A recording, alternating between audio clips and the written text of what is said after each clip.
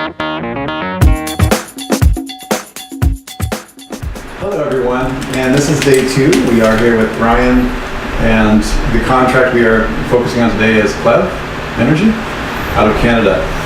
And I'm glad that we're having this experience because it brought up some really important points. I want to first of all congratulate you for following us this far. You are actually in an advanced corporate client model.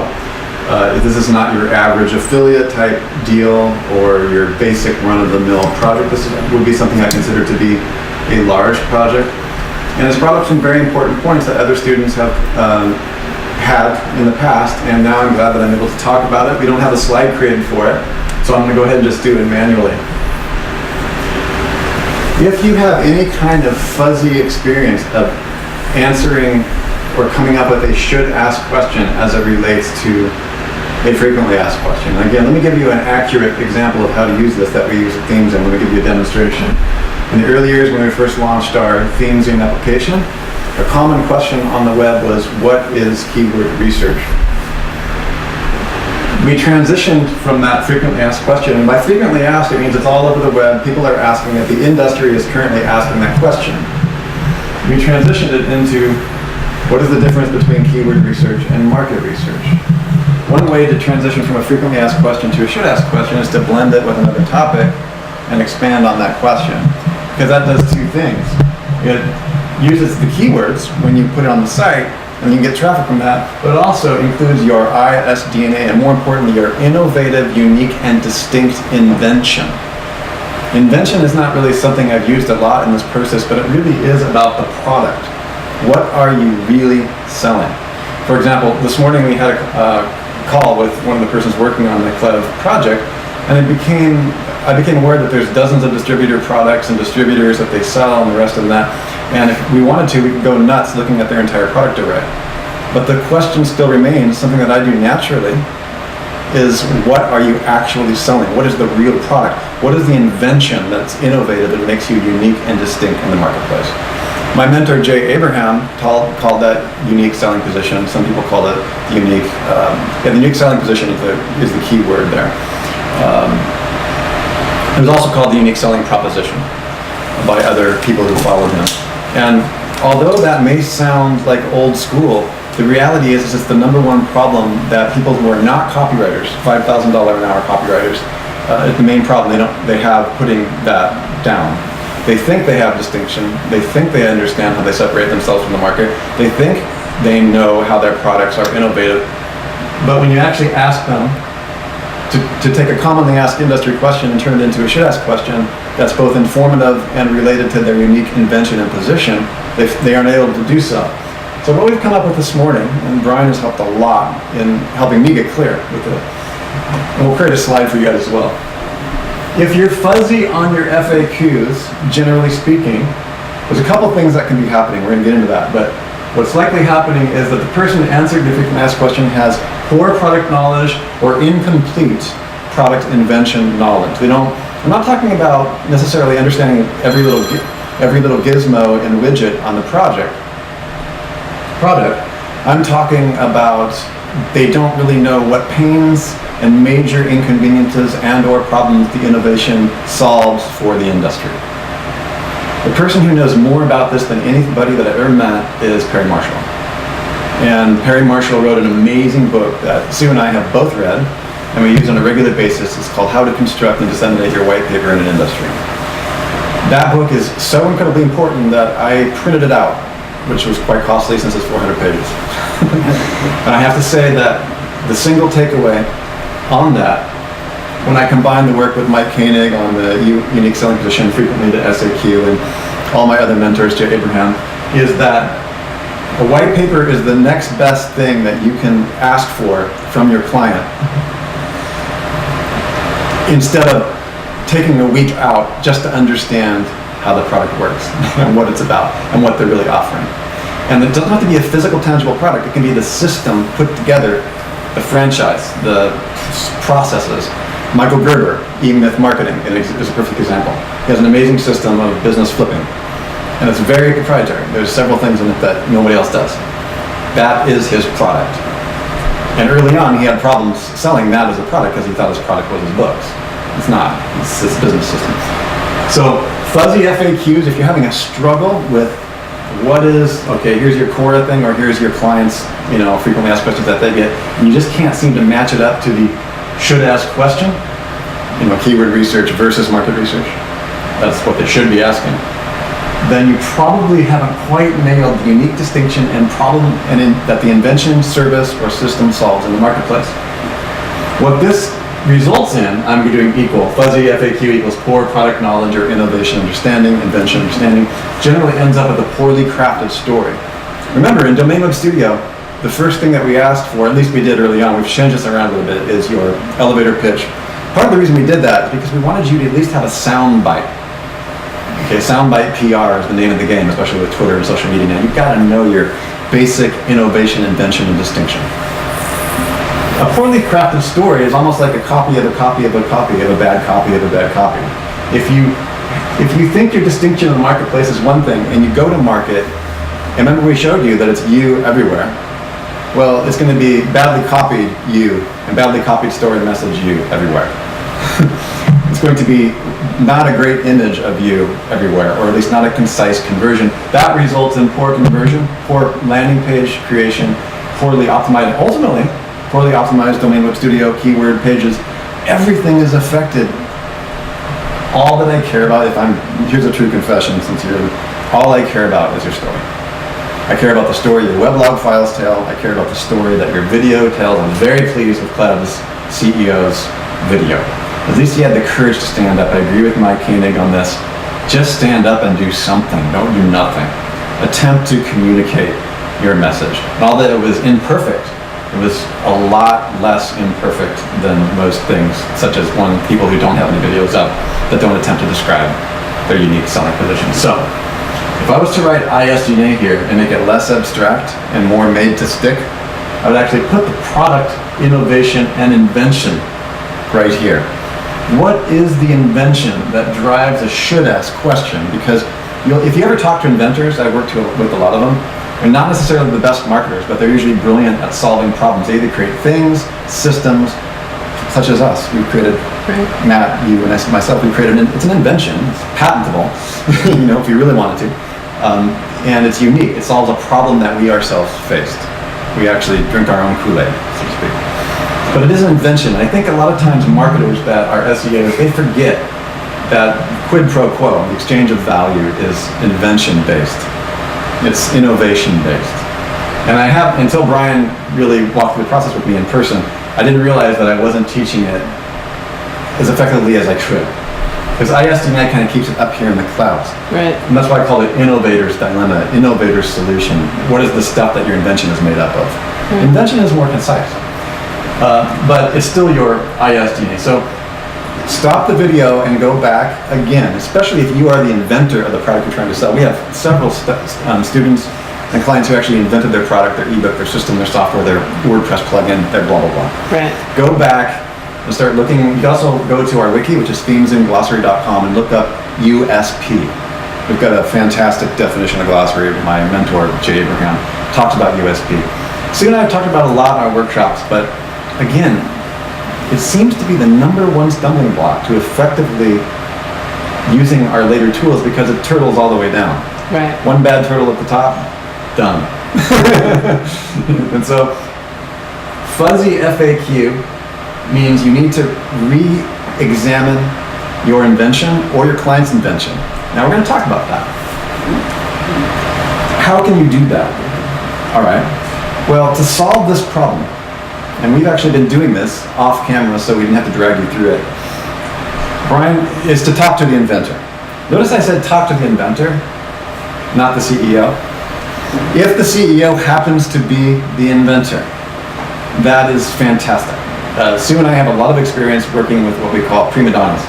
Prima donnas are both inventors and speakers. They are both invented their product and they've also done the marketing, usually ad hoc, and usually all over the map, and usually by ranting and raving on various radio shows. And it's not what you hate. It actually works. You can get a lot of momentum if an inventor is passionate about his product or service. Generally speaking, large companies have a CEO over here, or the money over here, and the inventor over here. A lot of inventors are quickly stripped of their invention by CEOs and angel investors. We'll leave Silicon Valley out of this conversation. But I want you have to start thinking in terms of a liquidity event. And if you're an SEO, I'm speaking to a wide audience here. I'm speaking to people who use our products because they have inventions that they're going to market with. I'm also speaking to people who are SEOs that deal with inventors, that are building websites and want them ranked. And those are two different markets. So talk to the inventor, not necessarily the owner. Your next best thing is to talk to the sales team. There's an amazing book that we have that we actually talk about at the end of our slideshow here, is How to Move Beyond the Price-Driven Sale. The entire topic the entire book is about how to teach sales staff to focus on the invention properties and let the high-dollar clients come to the conclusion on their own via the slippery slope process that they need that product, just like I've been teaching you through this entire event so far. Okay, this is the subtle stuff before you begin building the giant domain web studio automation and integration research systems. Now, if you can't talk to the inventor, which is very common if you're an SEO, or for example, I deal with several inventors in my current businesses. One of them invented a very advanced clustered water system. Nobody can understand any of the words that come out of his mouth. You couldn't find a unique selling position in what he's saying to save your life, even if you had a gun held to your head. It takes somebody with a little bit of knowledge to go in there. You almost need an interpreter to extract the value. And that's where you have interesting marketing and invention teams coming together to be able to speak the language of an inventor. Okay? If you can't speak to the inventor, you want to look for a white paper or a store, or the closest thing you can. For example, with Cleve, we weren't able to find a specific white paper, although I do think we have some, right? Yeah. Okay, we do have white papers and we can bring them up. But we also did find a big newspaper release. The newspaper release is less perfect. It's called Heating Up the Market. This is more by Catherine Jones. This is more ordinary language. Okay, it does give a little bit from the CEO and from everything about what they feel it is that they do. And you can kind of find invention in there a little bit and market problem solving in there a little bit. It's a little bit convoluted, but the key advantages that they believe are here. And if you were a copywriter, I know many of you watching this are not, it would be very easy to extract the painkiller motivations out of this. Right. For me, as a neuromarketer, all I see is blah, blah, blah, blah, blah, this kills my pain, blah, blah, blah, blah, this kills my pain, blah, blah, blah, blah, this kills my pain. Just like a Gary Larson cartoon. And it took me years to realize that nobody else does that. They're actually reading stuff. I'm just looking for the problem solver. And then my next step as a marketer is to take that solved problem and match it to the correct market. This is what we talked about. Yes. I do this so naturally that I'm not that good at teaching it. And that's what you helped me with, is to realize that. We need to really watch that. So there's stuff in here, but this is not a white paper. If you really, really want to go deep into answering FAQs, go back to the FAQ model thing. I want them to have that clear in their mind. The sheet? No, I'm sorry, the image graph. I just want to really make sure that people drive Slideshow. The slideshow, yeah, I think it's here. Sorry. Yeah. So really, draw two circles on a piece of paper. I'm talking to my audience here. Go ahead and put your frequently asked questions here. You should ask questions here. And put in here invention. What does your client's primary product solve? And if you've got a bunch of them, like we have a lot of distribution profits that they're obviously making, your big problem when you have multiple products is you need to bring them together into one system. Kleb has it.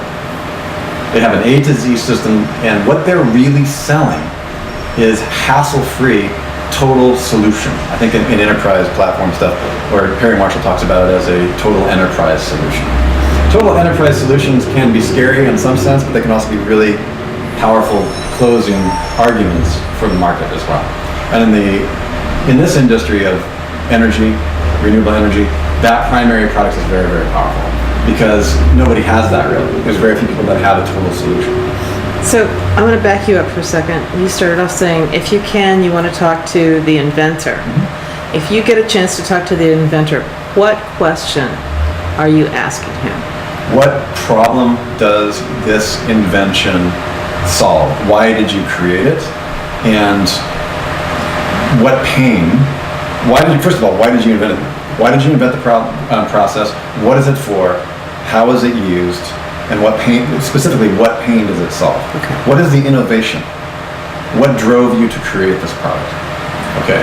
For example, you might find out what you're already able to find out in the marketing material as an SEO marketer. You might find out, well, I created this product or these products because I built my home and I had 5 different people installing 5 different systems for a totally unplugged or renewable energy home. And they bungled the contract so badly that there ended up being a lawsuit between 2 contractors, and they destroyed my roof. It cost me 3 times. And it cost me $500,000 when it should have cost me $50. I was so pissed that I called everybody into town and pulled together the ultimate team. Okay, that may or may not be the story of Clef. Probably isn't. I don't know. But it's amazing when you look at innovation and inventors, how the very process of invention itself, this is why I shared the innovator's dilemma with the entire group here.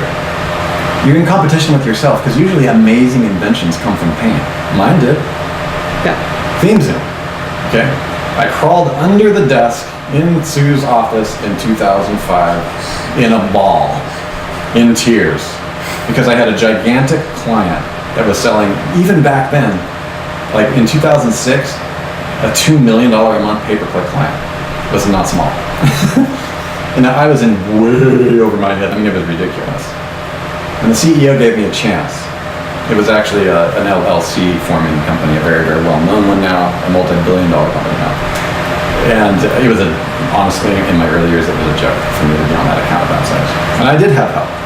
The bottom line is that I suddenly realized that I needed automation. I needed things. My invention and Sue's invention came from pain. And therefore, if you can't extract the painkiller from the content, find out how the inventor extracted the painkiller from the industry. I'm going to say that again. If you can't extract the painkiller from the content, which is that article we just saw, or many, many articles that Travis is sending over, extract the painkiller from the inventor. And what's really, really cool, and Perry Marshall taught me this, what's really, really cool is that white papers are usually poorly written because they don't understand neuromarketing. But in those white paper, there's gold in them there hills. In the white paper is everything that you need to know about an invention to extract the pain. And if there's no pain to extract from the invention, don't invest in the company. It's over. Walk away. If the invention was a nice idea and was a vitamin that somebody thought about over coffee and their rich uncle gave them money to create, the likelihood of it being successful is less than 5%. Actually, it's less than 5.693421%. I just invented that. My point here is that it's very unlikely that a product that is not based on a painkiller and an innovative solution will survive the first phase of battle. And there's an amazing number of books I've read on this topic, and this is just basic neuromarketing 101. So what you will ask an inventor is what pain, and you may not be able to use that language. He may not even know that pain drove him to create that product. Right. And if he was paid a large lump of money to invent it, then you might not find the pain. If he was paid by somebody to invent that product, it's likely that the person who was motivated to pay him had some kind of pain. There are also products that were just good ideas that are floating by, but there's a reason why they're a good idea. Find out what that is. An example of that is the dating community. And in the health industry, we have recent inventions right now that are very profound. Like, for example, self-blood analysis kits. It's brand new in the health industry. I'm giving an example. Is that okay? Yeah. Self-blood analysis kits. The person who invented it spent over $1 million in his own family life treating family members, one of them who had cancer, and a significant portion of the cost were blood tests. He got fed up. Another example is in the first video we saw, the stackable business model.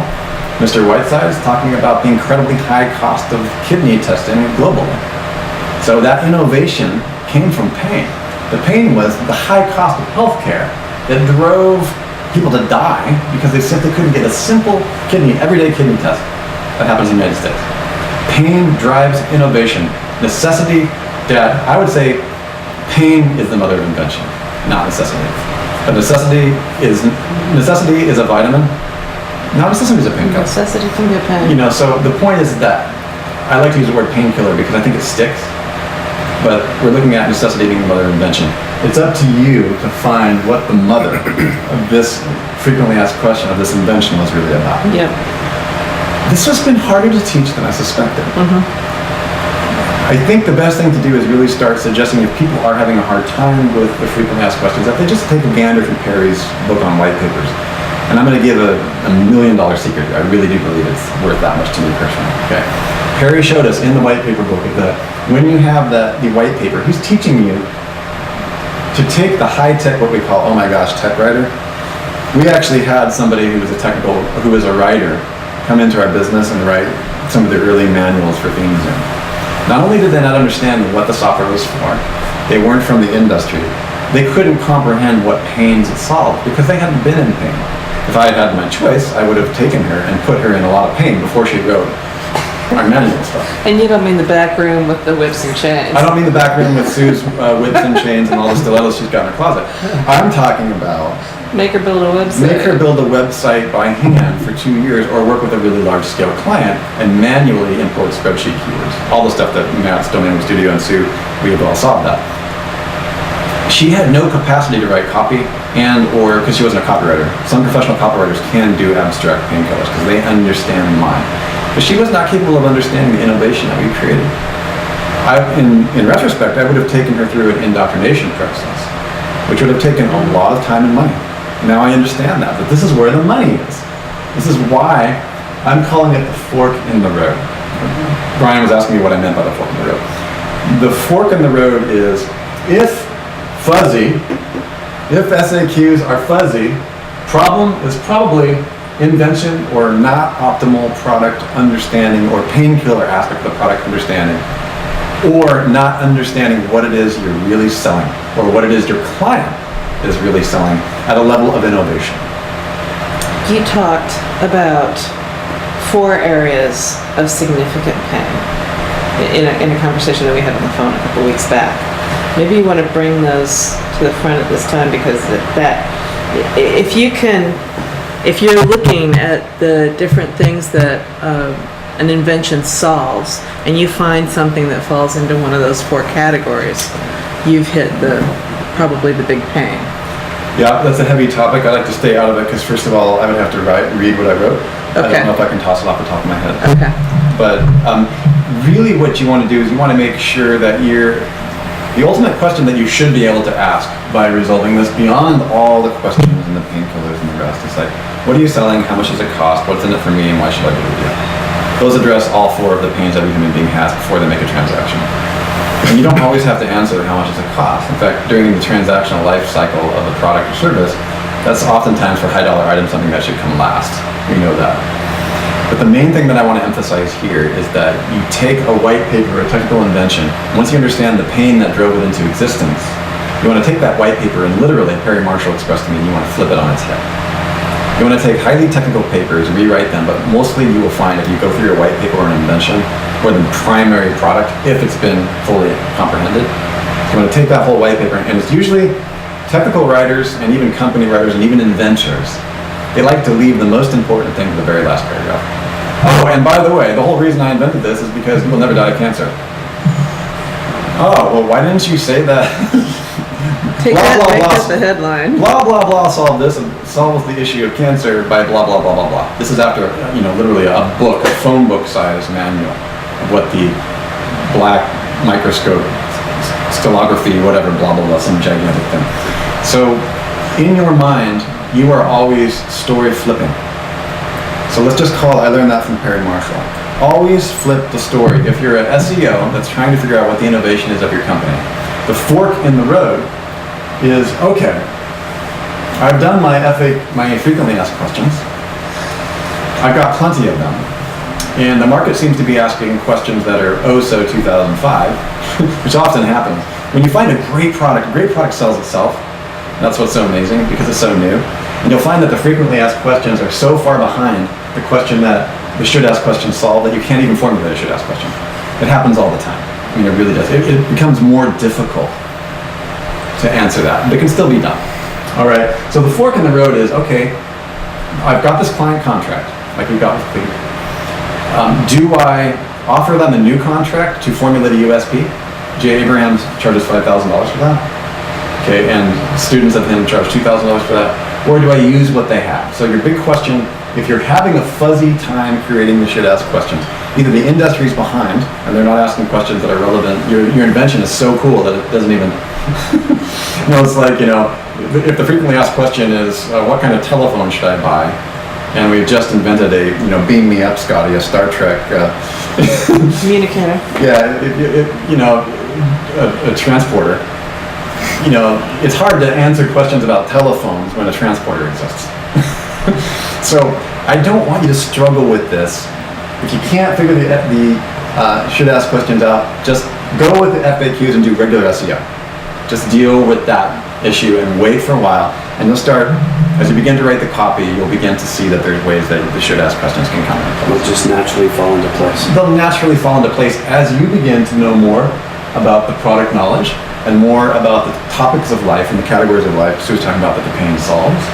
And another thing that we have noticed, Matt was talking about this yesterday, some of the SEOs are in trouble around this topic. This is what makes people taking this course far superior, and I use the word superior, to just a regular SEO firm, because you were saying that the typical SEO will just build my website, optimize this for keywords that I think, and they'll go to any keyword tool, and they'll come back with 5 keywords that may have meaning to the business, and 20 that are irrelevant, as if they didn't even look at the main site. And that's what we're going to talk about next. The fork in the road is, do these guys need help formulating a new message, a new USP, or do we just use what they have? We've decided with Cleve that they have enough of a message, and we're going to talk about next about why their story is not terribly poorly crafted, like the CEO has done better than most, and poor conversion is going to happen primarily because the site is not well designed. The landing pages need to be more optimized, and they need to focus more on who their audience is. Yeah. Do you have comments? Yeah, I've got a couple of them. One is that when we were looking at, Matt's building a website for his wife who's in the beauty industry, the makeup industry, and as we were looking through the tags, the core question tags that the core bot brought back, we found 2 really interesting pains. One was birthmarks and another one was wrinkles that probably wouldn't have popped into our heads just doing the normal sort of thing. And that made me think, a lot of makeup companies have particular products that deal with wrinkles. So it's worth it to take that information and go back and see if there's an undiscovered pain. We call these tangent solutions. Yeah, and the other place that you're going to find them is we get into market research and we start following the money. That often brings up pain points. Absolutely. And Sue's absolutely right. And before you can do any of this, you have to really learn your client. And if it's you, it's even better. It's much easier to work with people that actually invented the product. Sure. Because they actually can be taught that, because they have the story and they have the passion. It makes marketing 50,000 times easier. But you've got to know your product before you start looking for tangent solutions. Know the core product and determine whether you think the product, find out what your client thinks the product is, and see if it's underdeveloped. I think Cleve is slightly underdeveloped in this core product, USP. And we're going to get into that a little bit. So let's go over and talk about, let me just double check here. So let's review. Talk to the inventor. If you can't do that, talk to the CEO. In this case, there's some overlap. Because he's invented, in my opinion, his real product is not all those distributors. Go to his website where all those distributors are sitting out. That's what I want to show everyone.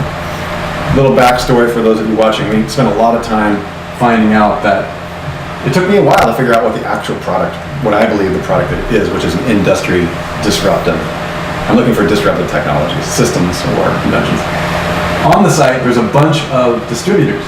That means that they're probably making money on the sales of many of these products and or they're certified to install them. Guys, this is a huge list. But what is the real pain that the overall Uber or EPA product is solving, the EPA invention? That means the top level, unique distinction in the marketplace, that center point between FAQ and SAQ. It's a seamless A to Z, total solution, enterprise integration of renewable energy, sustainable home building. For commercial, residential. Full. That's huge. At that point, it's a copywriter's dream. Yeah. Okay, and they've under-optimized that on their site. Your job is to make sure, no matter what, that compelling argument. Video, slideshow, writing, whatever. First of all, it's got to be on the site before you can jump into the mass syndication in one feed, keyword DNA and the rest. So we have all of these. This tells a huge story about the company. But again, I had a very difficult time understanding what the product was until I saw the video, and I can see what the owner thinks this product is. There was some great stuff in there. So the first thing I started to do, because I thought it was a poorly crafted story, at least it's poorly crafted in the writing, on the text on the site, but it's not so poorly crafted in the video. So the first thing we asked it for was for a transcript. And we call that ADNA and VDNA on our stackable thing. Remember, article genetic stuff, the stuff that the article is made up of, and the words and story that the video is made up of. Okay, so that's really, really cool. So although it's a poorly crafted story, it's marginally crafted in the video, and we can increase conversion by taking that to other pages. So in order to complete our story, we actually asked for the weblog files. Those of you working on sites that don't exist yet, you have a real advantage here. Because you can tell your story from scratch. Get it right. Look at the inventions, look at the distinctions, look at the white papers, turn them on their side, turn it into sales letter, find the unique selling position before you build the site. Before you even go to Domain Home Studio, know what you're selling. What are you really selling? What's the real product? Pick the flagship product. So we went over to the traffic stats. Before you even put a price on your services, if you can look at your weblog files first, it's the first thing that I look at. I want to see what the story that the market. Absolutely. I want to see what the story the market's already telling. I won't even bid out until I know. And so what we did is we just looked at basic Google Analytics. We were able to get access to that. I don't want to get too much into this private data because I don't think that was in the contract. But you can see most of the stuff is branding. And one of the things that we do know about Cleve as we paint this story is that they're doing most of their stuff offline. And they're doing something successful offline. So somebody's listening to their story and they're buying. That's important to us. So we need to find out what are those offline materials, and then Brian sent that offline newspaper ad over to us, and you can say they've got big branding and big stuff. So that's where the story starts to formulate in all the industries, okay? This is big branding, and you can tell it affects their weblog files. And we also noticed, because the topic of conversation came up, is do we remove the distributors from the site when we recraft the site? Do we build a new site? You know, yeah, you are going to build a new site, but I think it's great. Do we build two sites? Because a lot of these are business-to-business things, like distributors. And we did notice we are getting traffic to the site from distributors. Yes. We noticed that we are getting type-ins from distributors. We also noticed we're getting consumer queries, or what I presume to be consumer. I don't really know. Because keywords are questions, but we don't know the question that was in the mind of the typer. We can only guess, and we have a general idea. So the reason I bring this stuff up, because I just want those of you who are building your FAQ and SAQ know that it's not an automated process. Remember I said that artificial intelligence doesn't exist. There's no such thing as a question machine. If there was, there would be no way to fail with power tools. Okay, you wouldn't fail, like if literally this process right here didn't require me going blah, blah, blah, and like lecturing about how to do it. If Matt could automate this, if Sue could automate this, man, we could literally just focus 100% on processes. And believe it or not, Sue and I had a lot of conversations about how this could be automated. But I don't know that we're really going to be able to do that. Okay, so we've done a little bit of an overview on the stories.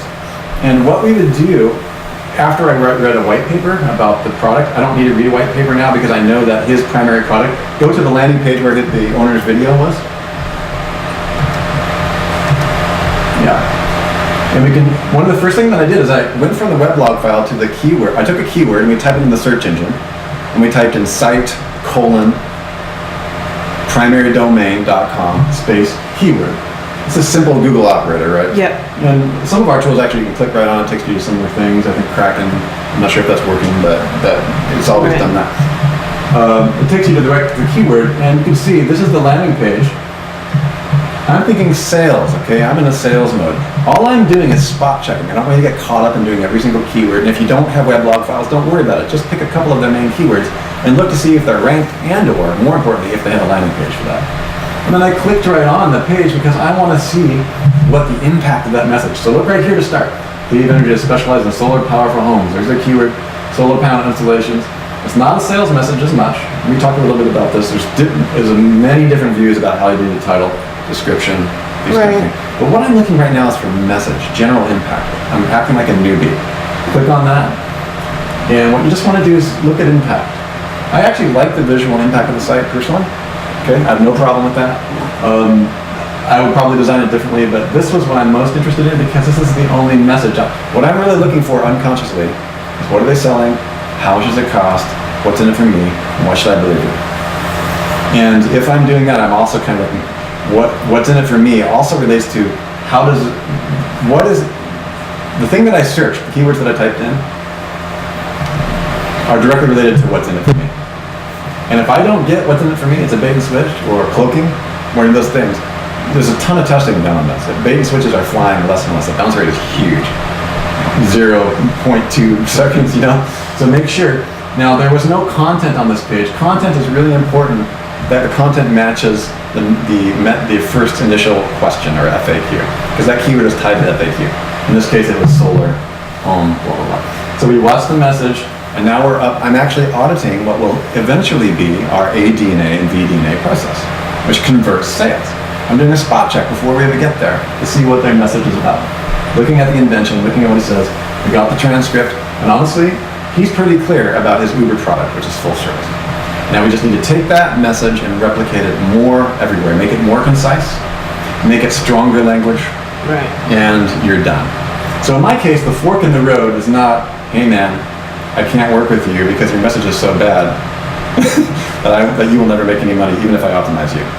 Yes, that happens all the time. Never take on a client with an uninteresting product or a non-painkiller product if you are working by results. Ever. This is what sales copywriters know that SEOs don't. An excellent sales copywriter will work for results in the case where the product is so innovative and so distinct that it meets our painkiller model, Right. which is the painkiller a vitamin? Are people searching for it? Are you the only viable option? The reason we give you that model that I worked on with Ed and Pagan's concepts and the rest is that copywriters, when they find 3 out of those 4, they will work for results because they know they're going to make a ton of money because they're the only viable option in the market. Okay, if you're not the only viable option in the market, then you have to do all of that through positioning. Right. Never work for results when you have to reposition a client. You don't have to reposition this guy, it's great. I mean, there's not a lot of competitors because he has a lot of money. I mean, he's a company that's effectively got wealth to buy up subsidiaries. Yes. That is part of the story, and that's fantastic. You can't compete with that because it's stable. That means they're bonded. Someone's coming to tear holes in my roof, man. It's helpful to know that, they screw it up. You know what I mean? These are things. So you take all these, that's all part of what's in it for me. What are you selling? How much does it cost? What's in it for me? And why should I believe you? And then what are you selling? When I land on that page, should match the keywords. What's in it for me? Should match why I was looking for that keyword. Right. And then you're golden. So that's the fork in the road. And the fork we've chosen is, yes, poorly crafted story, moderately crafted story. And I think it's an easy message to turn on its head, to start with the real takeaway, like what's in it for me. Flip that white paper on its head. Geez, like 5 pages of white paper. What's in it for me? Last paragraph. Don't do that. So that's the job of the copywriter. And what's interesting is it's becoming the job of the SEO to do that. In our later modules, we have some great diagrams where we show you the 3 types of writing that have converged over the last 5 years. SEO writing is cheap. It's $2 an article in the Philippines. Okay. Then there's journalism, which journalists are going out of business because they were always interesting and complete. In fact, they give everything away in the headline. And then there's the copywriter gets $4,000 a day because he knows actually how to create a transaction. And he's usually interesting, really interesting, but very incomplete. These are advanced copywriting methods that we teach you in our later modules, and just suffice to say, we will get there. But we're laying the foundation for that now. So let's go back, now that we know that he's got a story that just needs to be optimized and written and put on better pages, and the keywords in Domain Web Studio need to be matched the site and the rankings need to put it. Let's go back to the actual FAQ, SAQ grid with our new perspective. Okay, my new perspective on the company. And let's try to look at some of these questions again. I think we did really well. Let's break this and come back in. Okay, we're going to take a break, and then we'll come back into the spreadsheet and see what we can do with our new message. Okay.